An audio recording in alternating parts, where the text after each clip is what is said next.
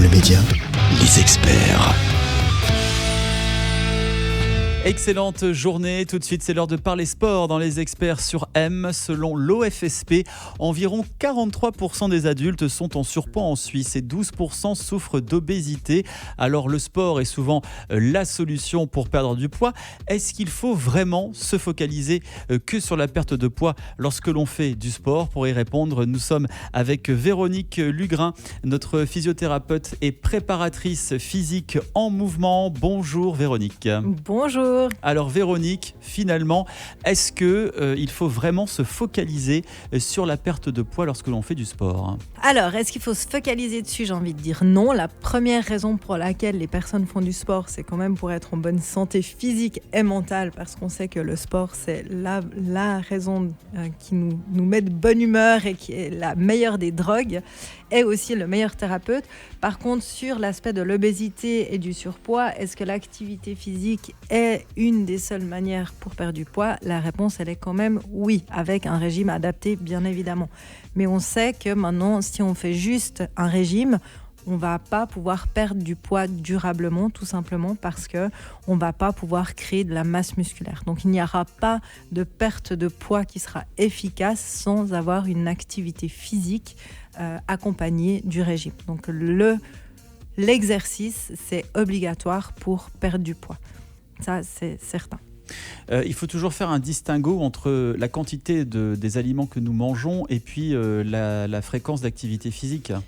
Oui, alors effectivement, il y a ces modèles de calcul dont les nutritionnistes sauront mieux vous répondre, mais oui, notre métabolisme de base, il est créé par la masse maigre qu'on a dans le corps. C'est quoi la masse maigre? C'est le pourcentage de muscles qui occupe notre espace corporel.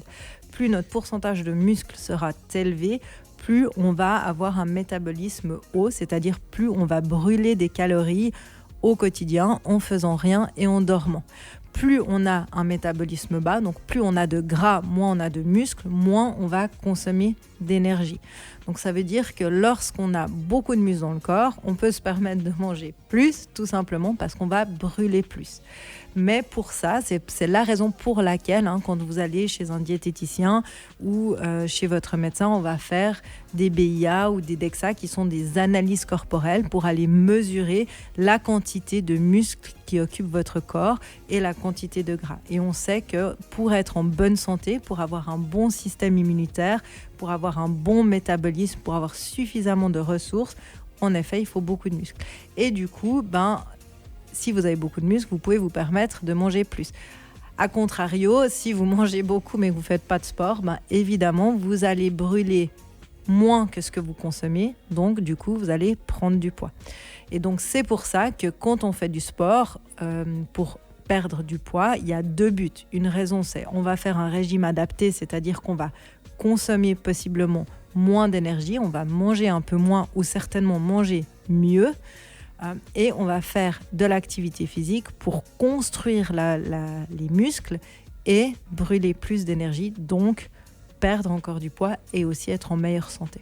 Voilà pourquoi il ne faut pas toujours se focaliser sur la balance, parce qu'on peut prendre aussi des muscles et perdre du poids. C'est ça l'histoire. Exactement. En fait, la balance, les balances de base qu'on a à la maison, elles vont nous indiquer un poids. Mais par exemple, un rugbyman qui fera peut-être 120 kilos, en fait, le pourcentage de poids en muscles sera peut-être... costaud, quoi. Exactement. Donc, sera certainement bien plus élevé qu'une personne qui fait 120 kilos, qui sera peut-être obèse ou en surpoids, mais qui en fait aura un pourcentage de muscles qui sera très inférieur.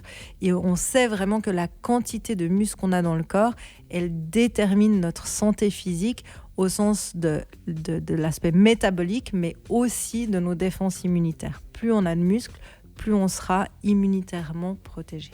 Donc la perte de poids, ça passe par le sport, mais pas que.